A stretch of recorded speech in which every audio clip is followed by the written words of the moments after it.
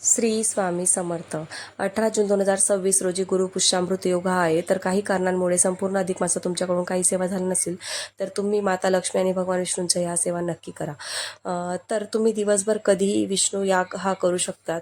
नंतर सत्यनारायणाची पूजाही मांडू शकतात तुम्ही सायंकाळी प्रदोष काळात, आणि देवीची ओटीही भरू शकतात.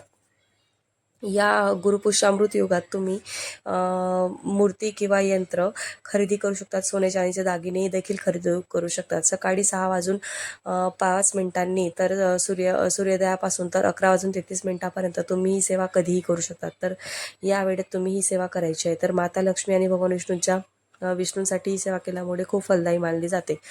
तर तुम्ही 33 मातींचा दीपदान हे करू शकतात का? करू शकतात. देवाचा कुठला वार नसतो, ते आपण कधीही करू शकतो. आपल्या मनात फक्त इच्छा पाहिजे काही चांगलं करण्याची, तर नक्की आपल्याकडून होत असतं. तर तुमचं राहिलं असेल तर तुम्ही तेही करू शकतात. आणि तसेच 12 फुलवातींची सेवांची गोष्ट मी कशी करायची ते मी तुम्हाला सांगणार आहे. तर तुम्ही 24ची 12 फुलवातींची सेवा ही करायची आहे. तर पहिल्या दिवशी सगळ्या फुलवाती या भिजवून ठेवायच्या आहेत.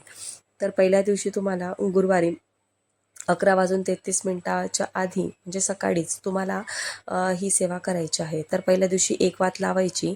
चांदीची पंती घ्या, पितळाची घ्या किंवा मातीची पंती घ्या. कुठलीही पंती घेतली तरी चालेल. असं नाही की चांदीची पंतीच लागणार आहे. तर तुम्ही कुठलीही करू शकतात. तर पहिल्या दिवशी तुम्ही एकच वात लावायची आहे. भरपूर तूप घालायचं आहे, कारण की आपण जी सेवा करू तोपर्यंत तो दिवा जडायला पाहिजे. दुसऱ्या दिवशी 2 वाती लावायच्या. तिसऱ्या दिवशी फुलवातींची सेवा करायची. चौथ्या दिवशी 4, 5व्या दिवशी 5 फुलवाती, 6व्या दिवशी 6 फुलवाती, 7व्या दिवशी 7 फुलवाती, 8व्या दिवशी 8 फुलवाती, 9व्या दिवशी 9 फुलवाती, 10व्या दिवशी 10 फुलवाती, 11व्या दिवशी 11 फुलवाती आणि 12व्या दिवशी 12 फुलवाती लावायच्या आहेत. आता 13व्या दिवशी परत 12च फुलवाती लावायच्या आहेत. आणि 14व्या दिवशी 11 फुलवाती, 15व्या दिवशी 10 फुलवाती, 16व्या दिवशी 9, 17व्या दिवशी 8, 18व्या दिवशी 7, 19व्या दिवशी 6, 20व्या दिवशी 5, 21व्या दिवशी 4, 22व्या दिवशी 3, 23व्या दिवशी 2 आणि 24व्या दिवशी 1 फुलवात. अशी 24 वेळची तुम्हाला सेवा करायची आहे.